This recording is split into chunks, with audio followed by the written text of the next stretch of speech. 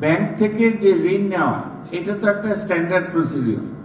এটা সব বাজেটে সব অর্থমন্ত্রীরাই করেন, সব সরকারই করে, এবং উন্নত দেশে এর পরিমাণ অনেক বেশি। আমরা তো এবার 5% মধ্যে এটাকে ধরে রেখেছি।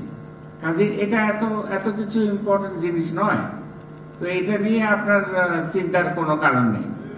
আর দ্বিতীয়টা কি, একটা করে প্রশ্ন করবেন।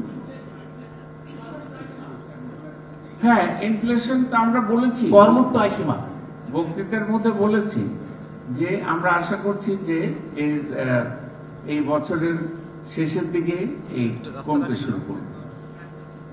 দেখা যাক, চেষ্টা তো করতে হবে।